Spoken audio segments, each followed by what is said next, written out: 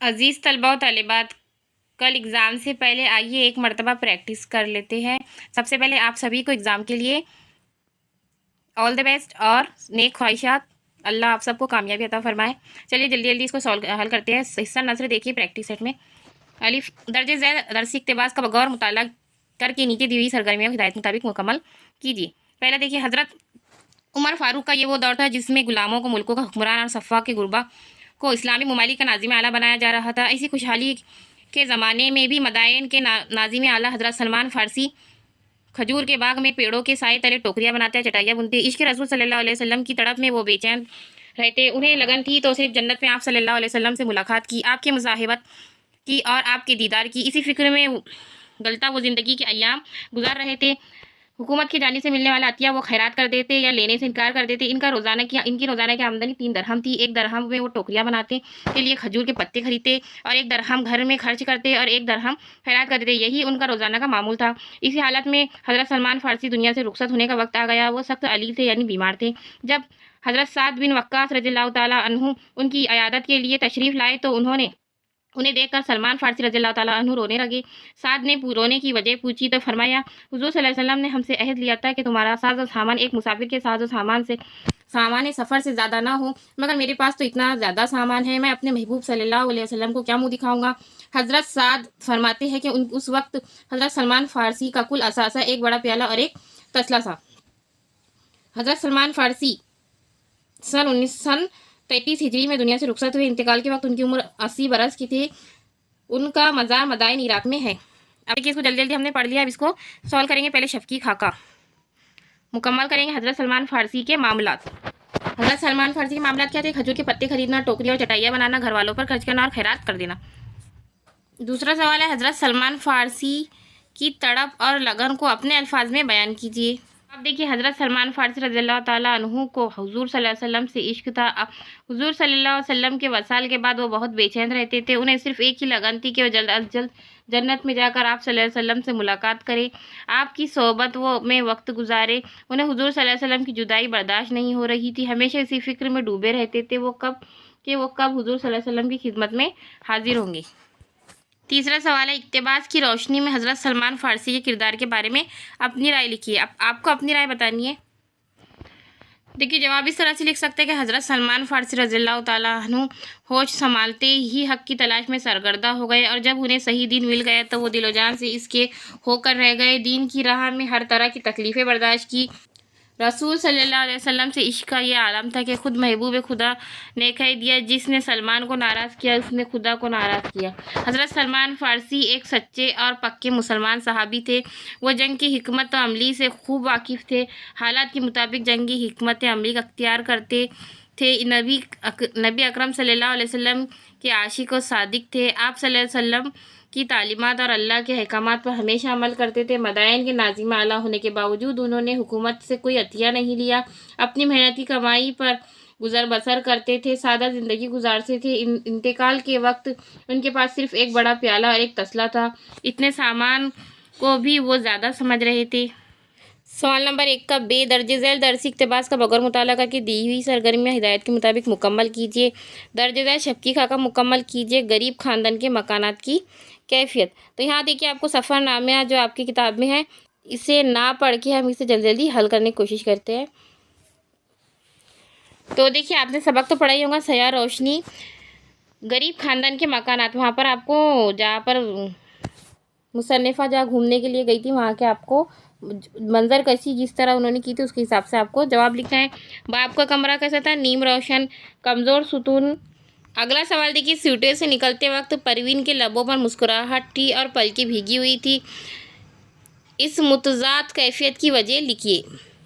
यानी वो मुस्कुरा भी रही थी और उनकी पलकें भी भीगी हुई थी, तो आपको इसकी वजह लिखनी है। अगर आपने सबक को समझा होगा तो आप इसको लिख सकते हैं। जवाब लिखेंगे, स्कूटर से निकलते वक्त परवीन के बेटे फराज ने वहाँ के बच्चों से बातें शुरू की तो इसके इर्द गिर्द बच्चों का एक झुंड जमा हो गया। वो उनके साथ पुराने दोस्तों की तरह बात कर रहा था। परवीन की आंखें फराज की नरमी, रहमदिली और इंसानियत को देखकर नम हो गई। चूँकि फराज इन बच्चों का हीरो बन गया था, इसलिए परवीन के लबों पर मुस्कुराहट थी और इसकी खूबियाँ देखकर खुशी के मारे इसकी पलकें भीगी हुई थी। सीटों में सयाहों के रवैये के बारे में अपनी राय दीजिए। जवाब इस तरह से लिख सकते हैं कि सयाह सीटों के मफलूकुल हाल इलाके का दौरा इस तरह कर रहे थे गोया वो तफरी के लिए आए हो। इस इलाके के खस्ताहाली लोगों की बेबसी और गुर्बत का इनके दिलों पर कोई असर नहीं हुआ। सयाह इन सबको एक मंजर समझ रहे थे। इस मंजर को उन्होंने बड़ी बेनियाजी से देखा। उनके हाथों पर कुछ रकम रख दी और उस घर से इस तरह बाहर निकल गए गोया कि कोई तफरीही फिल्म देखकर सिनेमा हॉल से बाहर निकल रहे हो। सयाहों के इस रवैये से इनकी बेहिसी का पता चलता है। उन्हें दूसरों की हालत और जार पर अफसोस नहीं हुआ। इनके दिल में इनके लिए कुछ करने का जज्बा पैदा नहीं हुआ। उन्हें इन लोगों की परेशानी हालात पर कोई अफसोस भी नहीं हुआ। मेरी राय में ये सयाहों का रवैया बिल्कुल गलत था। सवाल नंबर 1 का जीम देखिए। दर्ज झैल गैर दरसी इक़्तिबास का बगौर मुताला करके दी हुई सरगर्मियाँ हिदायत के मुताबिक मुकम्मल कीजिए। तो देखिए, ये गैर दरसी यानी कि आपकी किताब से नहीं लिया गया, तो इसको तो आपको ख़ास तौर से ध्यान से पढ़ना होगा। तो चलिए इसको पढ़ते हैं। किसी भी ज़ुबान के फ़रोग़ में ज़राए इबलाग का बड़ा दखल होता है। इस तरह उर्दू ज़ुबान के फ़रोग़ में भी अखबारात के अलावा दूसरे ज़राए इबलाग, रेडियो, टेलीविज़न और फिल्म की बहुत ज़्यादा खिदमत है। बरकी ज़राए इबलाग में रेडियो की नशरियात को अव्वलियत हासिल है। रेडियो पर आमतौर पर तमाम चीज़ें नशर की जाती है जिनका किसी न किसी तौर पर अवाम से ताल्लुक़ होता है। इसके साथ ही अदबी प्रोग्राम, तबसरे, मुशायरे और शाम गज़ल या शाम अफसाना की तर्ज पर भी खुसूसी प्रोग्राम नशर किए जाते हैं। रेडियो नशर होने वाले प्रोग्राम मालूमाती मवाद से भरपूर होते हैं। इनकी ज़ुबानें सादा और सलीस होती है। ऑल इंडिया रेडियो में इसके आगाज़ ही से अदीबों और शायरों की जगमगाती कहकशा रही है। रेडियो की आवाज़ चूँकि शहरों, कस्बों और दूर दराज के गाँव तक पहुँचती रही, इसलिए इसने उर्दू के फ़रोग़ में नुमायाँ किरदार अदा किया है। FM रेडियो के इर्तिक़ा ने भी उर्दू के फ़रोग़ में नुमायाँ हिस्सा लिया है। इसकी मकबूलियत की बुनियादी वजह यह है कि इसका अवाम से बराह रास्त राब्ता है। अब देखिए, हमने ये पढ़ लिया है, अब इस पर हमें सवालात हल करने हैं। देखिए, किसी भी 4 ज़राए इबलाग के आपको नाम लिखने हैं। आपने हिस्ट्री के सबक में तो ज़राए इबलाग के बारे में पढ़ा ही है, तो लिख दीजिए अखबार, रेडियो, फिल्म और टेलीविज़न। दूसरा सवाल है, ऑल इंडिया रेडियो में इसके आगाज़ ही से अदीबों और शायरों की जगमगाती कहकशा रही है। इस जुमले के बारे में अपनी राय दीजिए। आपको अपनी राय पेश करनी है। जवाब लिख सकते हैं, बरकी ज़राए में रेडियो की नशरियात को अव्वलियत का दर्जा हासिल है, यानी पहला दर्जा हासिल है। रेडियो की नशरियाती प्रोग्रामों के ज़रिए मुख्तलिफ़ ज़ुबानों के अदब को फ़रोग़ हासिल हुआ है। इसमें उर्दू ज़ुबान व अदब का शुमार भी होता है। ऑल इंडिया रेडियो का जब आगाज़ हुआ तो इस वक्त के कई मशहूर अदीब और शायर इससे वाबस्ता हो गए थे। रेडियो पर मुशायरे होते थे। शाम गज़ल और शाम फसाना का प्रोग्राम भी नशर होता था। इसके अलावा भी दीगर अदबी प्रोग्राम हुआ करते थे, जैसे नई किताबों पर तबसरे, किसी मखसूस मौजू पर लेक्चर, मुलाकातें वगैरह। इन प्रोग्रामों की वजह से उर्दू के मशहूर अदीब और शायर रेडियो से वाबस्ता रहे। इनकी वजह से रेडियो प्रोग्रामों की रौनक बढ़ी। इस बात को मुसन्निफ़ ने अदीबों और शायरों की जगमगाती कहकशा कहा है। सवाल नंबर 2 देखिए, जो हिस्सा नज़्म पर मुश्तमिल है, इसके 16 नंबरात है। पहला जो है, ये जो हमें नात है, बाग़ नखला के मुसाफिर, उसी के बारे में वही नात दी गई है। आपको ने ये पढ़ा तो होगा। चलिए इसे सीधा हल करते हैं। लोग कैसे हो गए थे? पत्थर। सदक पैगंबर, बाग़ नखला का मुसाफिर। बाग़ नखला के मुसाफिर यहाँ पर हमारे नबी सल्लल्लाहु अलैहि वसल्लम। आवारा लड़के क्या कर रहे थे? पत्थर बरसा रहे थे। नालीन गर्दो कद्र, खून से भर गए थे। दर्जे झैल मिसरे की वजाहत कीजिए। लोग पत्थर हो गए, पत्थर उठाकर धूप में। तो वजाहत इस तरह से कर सकते हैं कि चिलचिलाती धूप में आप सल्लल्लाहु अलैहि वसल्लम पर संगबारी करते करते लोग इस कदर संग दिल हो गए कि उन्हें आप सल्लल्लाहु अलैहि वसल्लम की हालत ज़ार देखकर भी रहम नहीं आया। शायर ने इसकी संगदिली के इजहार के लिए लफ्ज़ पत्थर का इस्तिआरा इस्तेमाल किया है। लोग पत्थर बरसाते वक्त हमारे नबी सल्लल्लाहु अलैहि वसल्लम पर बिल्कुल भी रहम नहीं खाए और उनके दिल जैसे पत्थर हो गए थे। अगला देखिए, दर्ज झैल मिसरे की तसव्वुराती हुस्न को उजागर कीजिए। जल उठा सुर्खी से सारा रेत मंजर धूप में। इसकी वजाहत इस तरह से कर सकते हैं कि सारे रेत मंजर का सुर्खी से जल उठना एक अजीब शायराना तस्वुर है। बेशक इसमें शायर ने मुबालगा आराई से काम लिया है, मगर तस्वुराती हुस्न को चार चांद लगा दिए। हदे निगाह तक फैली हुई रेत, चिलचिलाती धूप और आप सल्लल्लाहु अलैहि वसल्लम के जिस्म अतहर से रसता हुआ लहू आप सल्लल्लाहु अलैहि वसल्लम के कदमों के करीब की रेत को सुर्ख कर रहा था, और शायर अपनी आंखों पर शायराना तस्वुर की ऐनक लगाए हुए इस नज़ारे को देख रहा था। इसे महसूस हो रहा था कि जैसे सारे रेत के मंजर में आग लग गई हो और आग के सुर्ख शोले लपक रहे हो। नंबर 2 का बे देखिए। दर्ज झैल गज़ल का बगौर मुताला कीजिए और दी हुई सरगर्मियाँ हिदायत के मुताबिक मुकम्मल कीजिए। यहाँ आपको गज़ल दी गई है, अलिफ और बे की जोड़ियाँ लगाना है गज़ल के हिसाब से। देखिए, भीड़ में अकेलेपन का एहसास, दूसरों से निकलता हुआ कद, रास्ता साथ चलने का सबक, मंजिल तक पहुंचना मुश्किल, नफ़रत का वार सहने के लिए मोहब्बत की ढाल साथ लेने का मशवरा, जो हर किसी के साथ खंदा पेशानी से मिलता है अपने आप में उदास रहता है। दूसरा है मंजिलों के तय ना होने का सबब लिखिए। जो आप लिख सकते हैं, रास्ते का साथ चलना एक शायराना तस्वुर है। दरअसल वो रास्ते की तवालत और मंजिल की दूरी का एहसास दिलाने के लिए कहता है कि मंजिल भला क्यों कर तय होंगी जब रास्ता भी साथ साथ चल रहा हो। अगर रास्ता भी हमारे कदम से कदम मिलाता हुआ चलेगा तो रास्ता हमारे कदमों ही में पड़ा रहेगा और मंजिल इतनी दूर होगी जितनी दूर थी। बहरहाल ये एक शायराना तस्वुर है। मसाइब व आलाम की दुश्वार गुजारा हो पर चलकर मंजिल तक पहुंचना एक मुश्किल मरहला है। हर लम्हे यही गुमान होता है कि हमने अभी अपना सफ़र शुरू ही नहीं किया, क्योंकि रास्ता हमारे साथ साथ चलता हुआ महसूस होता है। अगला सवाल देखिए। दर्ज झैल शेर के असलूब की खूबी को वाज़ेह कीजिए। इसकी यादें भी साथ छोड़ गई, इन दिनों दिल बहुत अकेला है। जवाब लिख सकते हैं कि दिल का अकेलापन एक खूबसूरत तरकीब है और उम्दा असलूब बयान की मिसाल है। शायर कहता है कि कल तक दिल माजी की यादों के हुजूम से घिरा हुआ था, लेकिन इस वक्त इस पर किसी किस्म की घबराहट तारी नहीं होती, क्योंकि वो उन यादों से खुद को बहलाए रखता था। वो यादें ही इसके लिए ज़िंदगी का सरमाया थी और इसके जीने का बहाना भी। मगर अब जब यादों ने भी साथ छोड़ दिया तो ज़िंदगी का खालीपन लौट आया है। दिल बहुत अकेला हो गया है और शायर दिल के अकेलेपन की वजह से अस्तराब और बेचैनी का शिकार है। सवाल नंबर 2 का जीम देखिए। दर्ज झैल शेर इक़्तिबास का बगौर मुताला करके दी हुई सरगर्मी हिदायत के मुताबिक मुकम्मल कीजिए। यहाँ पर आपको शेर दिया गया है। गफलत में गंवा के सुबह को शाम किया, अफसोस यहाँ आके ना कुछ काम किया, किस तरह खुदा को मुँह दिखाऊंगा, शाद उगबा का ना कुछ हाय सर अंजाम किया।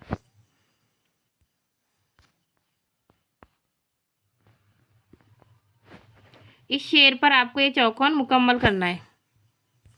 देखिए, खुदा को मुंह ना दिखाने की वजह एहसास शर्मिंदगी, तासीब की जगह वक्त को ज़ाय करना।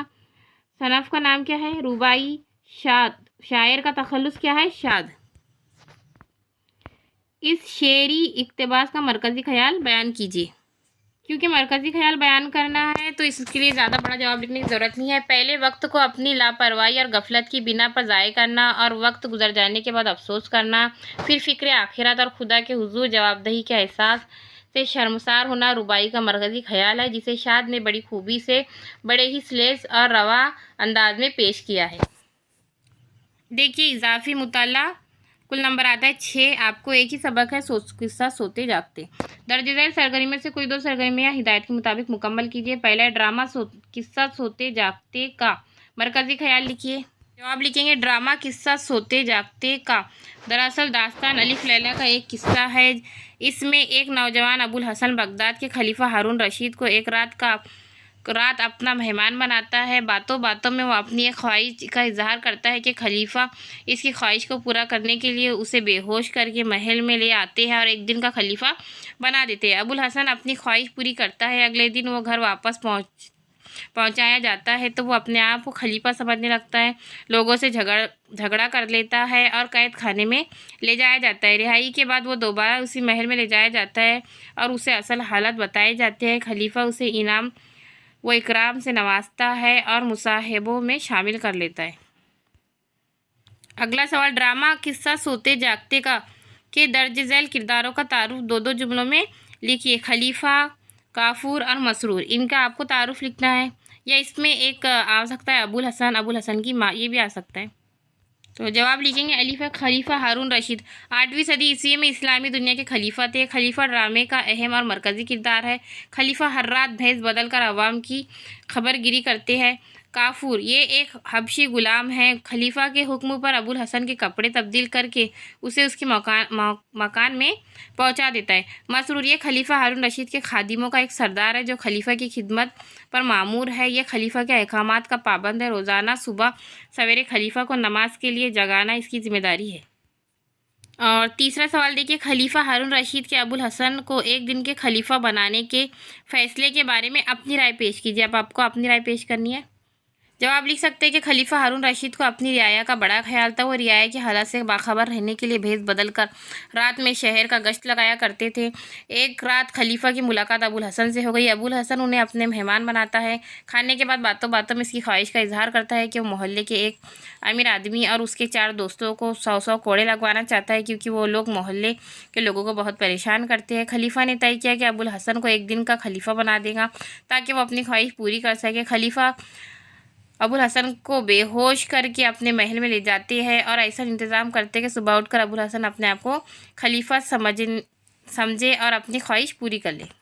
हिस्सा कवायद 16 नंबर आज के लिए होता है। सवाल नंबर 4 का अलिफ दर्ज झैल जुमलों में मुफर्रद, मुरक्कब और मखलूत जुमले पहचानिए। इसके लिए हमने एक स्पेशल वीडियो है जिसकी लिंक डिस्क्रिप्शन में दी गई है, आप चेक कर सकते हैं।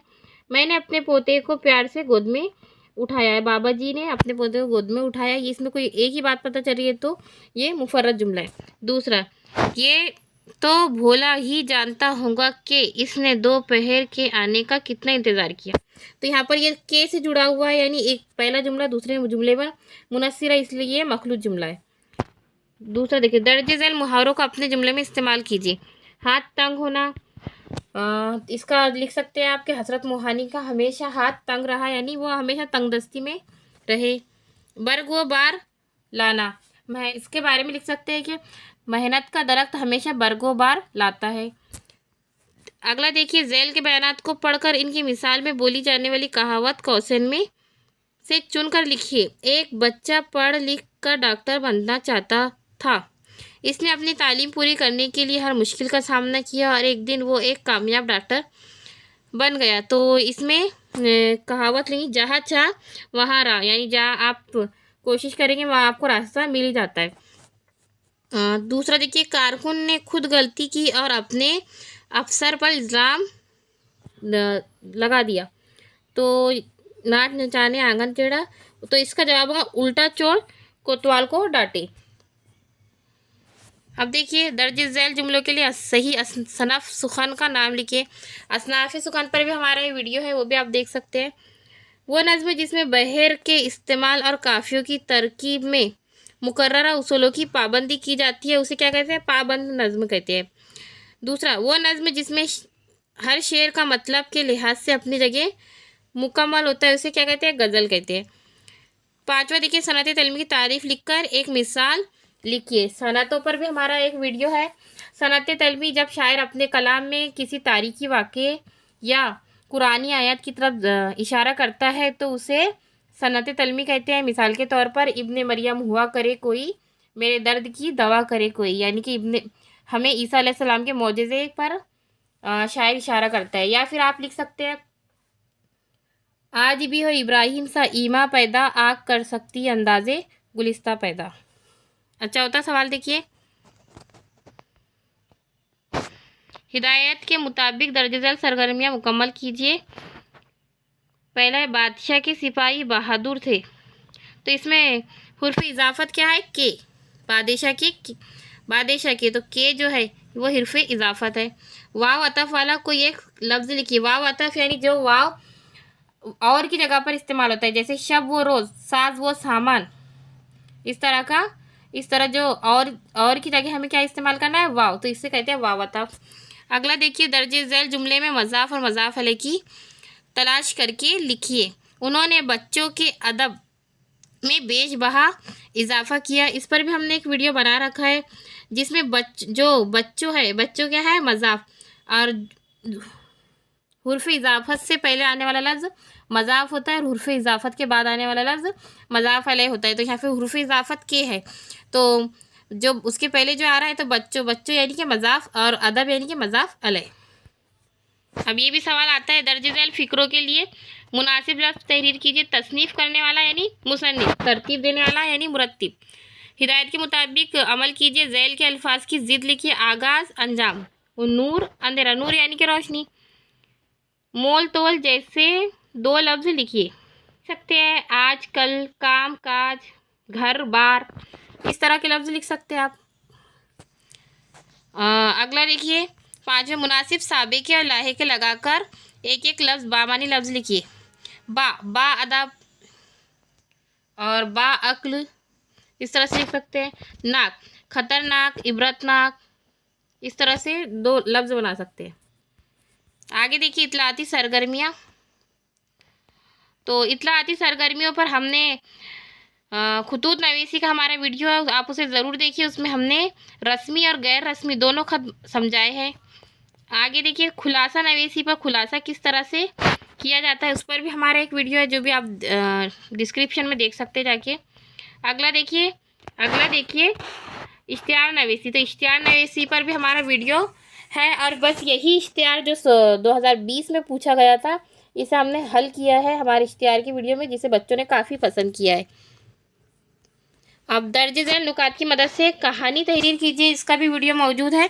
तो देखिए, इसका आप सरासरी समझा देते हैं। नुकात क्या है? एक गरीब लड़का एक जौहरी की दुकान में मुलाजिमत हासिल होना, मैनेजर का इसकी ईमानदारी का इम्तिहान लेना, 500 रुपये का नोट फर्श पर छोड़ देना, लड़के का उसे उठा लेना, मैनेजर को वापस कर देना, मालिक का खुश होना, लड़के की तरक्की करना, आखिरकार दुकान का पार्टनर बन जाना। तो इसके बारे में आप लिख सकते हैं ईमानदारी का इनाम। इसका इस तरह नाम तहरीर करेंगे। एक गरीब लड़का था जिसे जौहरी की दुकान पर मुलाजिमत मिल गई थी। लड़का बहुत ईमानदार था। मैनेजर ने सोचा कि इसकी ईमानदारी का मैं इम्तिहान लेता हूँ, इसलिए उसने 500 की नोट ज़मीन पर फर्श पर छोड़ दी। लड़के ने वो नोट उठाई ले और अपने मालिक को दे दी। लड़के का ये ईमानदारी देखकर मालिक बहुत खुश हुआ और उसकी तरक्की कर दी। आखिरकार वो उस दुकान का पार्टनर बन गया। अगला देखिए, दर्ज झैल नुकात की मदद से कहानी तहरीर कीजिए और मुनासिब उन्वान भी देना है। तो अब उन्वान भी देना है आपको, तो पहले कहानी समझना पड़ेगा। किसान के 5 लड़के सब निकम्मे, किसान मालदार, किसान का बीमार होना, पतली लकड़ियाँ मंगाना, रस्सी से बंधवाना, तोड़ने के लिए कहना, लकड़ियाँ ना टूटना, लकड़ियाँ अलग अलग करना, अलग अलग लकड़ी टूट जाना, नतीजा और सबक। कहानी का हम उन्वान रख सकते हैं इत्तेहाद में बरकत है या एकता में ही ताकत है, इस तरह से लिख सकते हैं। तो कि एक किसान था जिसके 5 बेटे थे। 5 बेटे बहुत निकम्मे थे। किसान बहुत परेशान था। किसान बहुत मालदार भी था। एक दिन किसान बहुत बीमार हो गया। उसने अपने बच्चों को समझाने के लिए पतली लकड़ियाँ मंगाई।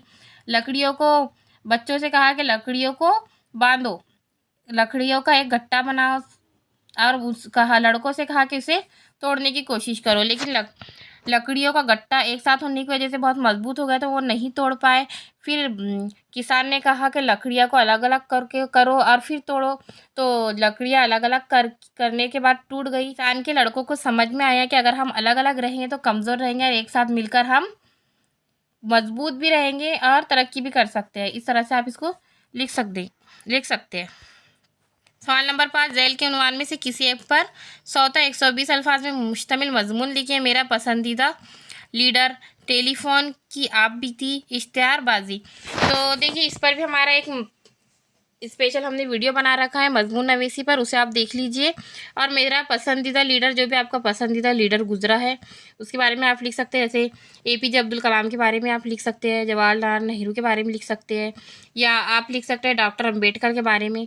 उसके अलावा टेलीफोन की आप बीती, जैसे टेलीफोन के ज़माने में टेलीफोन लोगों के लिए बहुत ही हैरत की चीज़ हुआ करता था, लेकिन आज मोबाइल के दौर में टेलीफोन की कोई जगह बाकी नहीं रही। और उसके बाद है इश्तिहारबाजी, जैसे इश्तिहारात का किस तरह से इस्तेमाल किया जाता है, सही इस्तेमाल, गलत इस्तेमाल, इश्तिहारात में किस तरह से झूठ बोला जाता है, इस तमाम के बारे में आप अच्छे से अच्छे बातें लिख सकते हैं। अज़ीज़ तलबा, अगर आपने हमारे पिछले सारे वीडियो देखे हैं तो कल का पेपर आपके लिए बिल्कुल भी मुश्किल नहीं होगा इंशाल्लाह। तो चलिए, यहाँ पर इस वीडियो का इख्तिताम होता है। कल के एग्ज़ाम के लिए आप सबको ऑल द बेस्ट।